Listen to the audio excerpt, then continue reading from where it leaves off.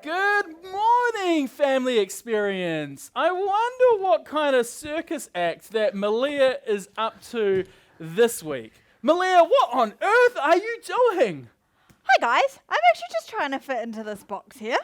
I'm not quite sure that hide and seek in a box is a circus act, Malia. Well, I saw this person once getting into a really small space, and I thought that I could try it too. Like a contortionist?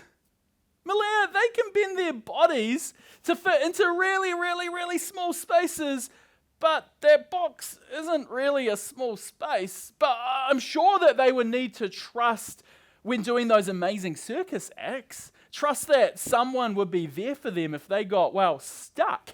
Maybe it's not the best circus act for me. Thanks for letting me know, Nath. Well, we're discovering about trust. And trust is putting your confidence in someone that you can depend on. If we dare to trust, that means that we choose to count on someone and believe that they will be there for us no matter what. It is important that we learn to trust others and show others that they can trust us.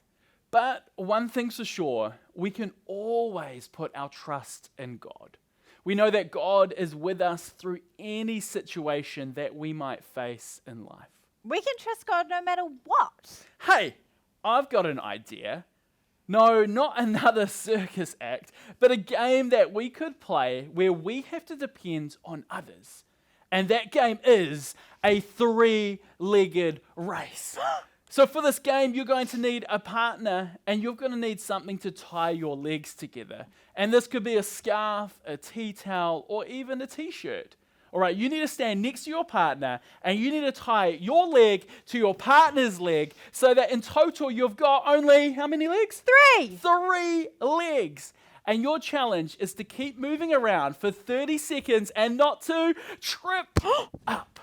You are going to have trust in each other, that you can keep moving at a pace that suits the both of you.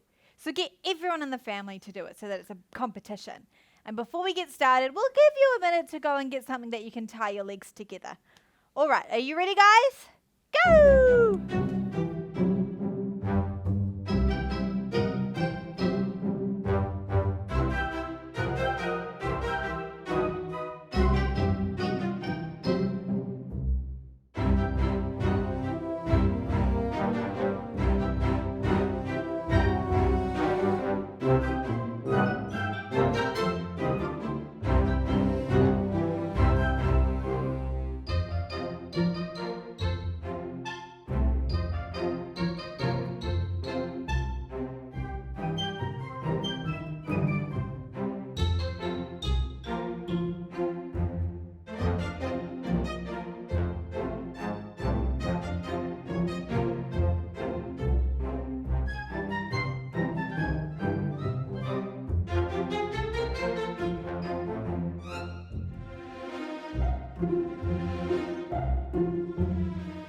Awesome, now you have 30 seconds to keep moving. Are you ready? 3, 2, 1, go!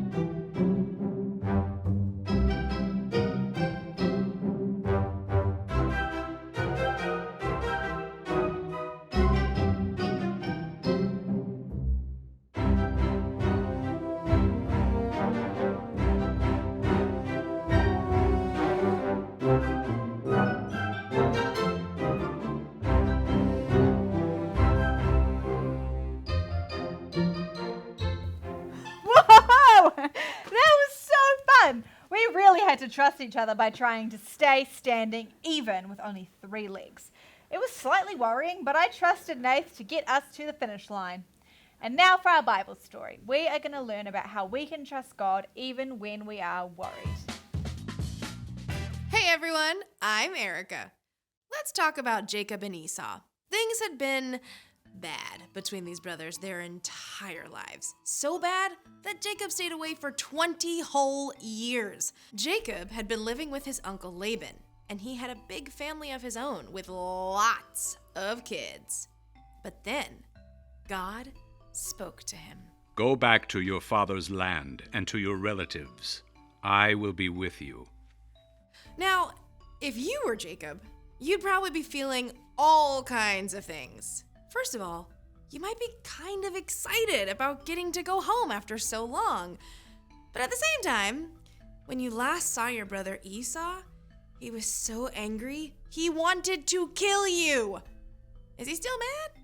Or has he cooled down? Maybe you can actually hang out and be friends, or not.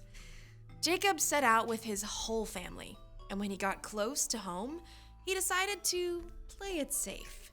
So, he sent a message to Esau. I don't want my brother to think I'm coming home to beg for help or anything, so tell him I've been staying with Laban and become wealthy. Now I hope I can please you. The messenger left and returned. We took your message to Esau, and now he's coming to meet you. With 400 men! Say what?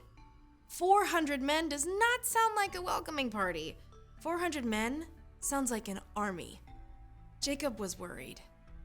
Jacob separated his family and his herds into 2 groups, figuring if Esau attacked one group, the other group could escape. But then he did something a little more helpful. He remembered to talk to God. Lord, you have been very kind and faithful to me. Please save me from the hand of my brother Esau. I'm afraid he'll come and attack me and my family, but you have said, I will surely give you success. I will make your children as many as the grains of sand on the seashore. Jacob held on to God's promises, and then he decided to show his good intentions by sending a little gift to Esau. Well, not so little. I need 220 goats, 220 sheep, 30 camels, 40 cows, 10 bulls, 30 donkeys. Now, you go ahead of me, and when you meet Esau, he'll ask, what's up with all these animals? And you say, they belong to your servant Jacob. They are a gift to you. Jacob is coming behind. On it. Me too. Ditto. The whole time, Jacob was thinking, all these gifts will give Esau time to cool down, and then maybe when he finally sees me, he'll welcome me. Jacob even sent his whole family ahead, across the river, figuring that Esau would not hurt them. Then, Jacob spent the night alone, wrestling with God. Literally. But that's another story.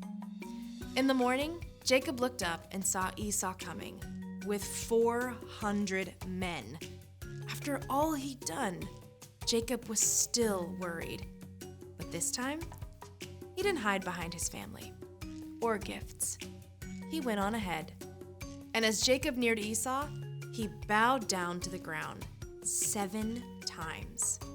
It's the moment we've all been waiting for. The brothers finally meet. Jacob and his whole family are all tensed up because this could turn into all-out war at any second. But instead, Esau ran to Jacob. He hugged him and kissed him, and both brothers wept for joy. After all that time, their family was reunited. Esau asked, Who are all these people with you? They are the children God has so kindly given me. Why did you send all those herds I saw? I hoped I could do something to please you. I already have plenty, brother. Keep them. No, please, accept this gift. Seeing your face is like seeing the face of God. Then Esau went back to his home, and Jacob camped with his family in Canaan. The end. Wow! Imagine how scared Jacob must have been to see Esau again. I mean, he hadn't seen his brother in over 20 years. And he definitely remembered how angry Esau had been when he left.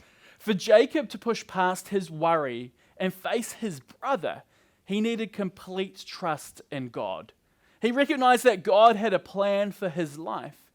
And even though he didn't know all the details, Jacob obeyed God's instructions. The risk was high. When the 2 brothers finally met face to face, there was no war or battle or yelling or screaming.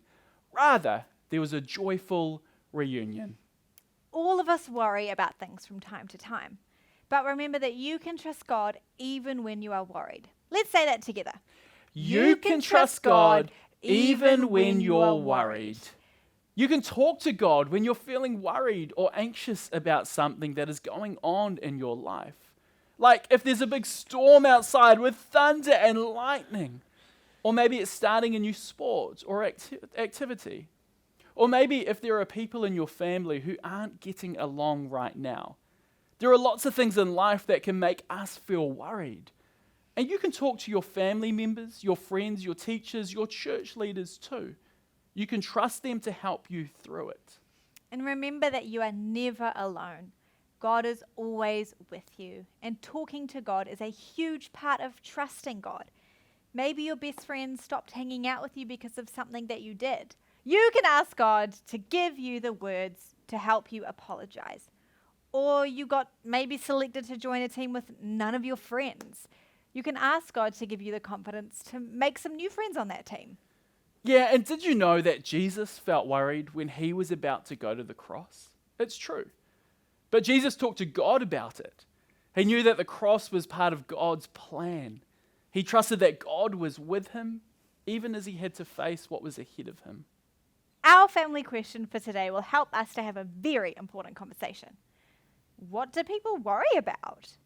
People worry about all sorts of things, and most of which never actually happen the way that we might imagine. What worries you? This is a really big question. So why don't you circle up with your family and share some ideas together? And when you're done, why don't you pray together and ask God to help you with your worries? Let's all remember to trust God no matter what, because that changes everything. And we've got another episode of the So and So show coming up. So push pause right now and take some time together as a family. We'll see you all later.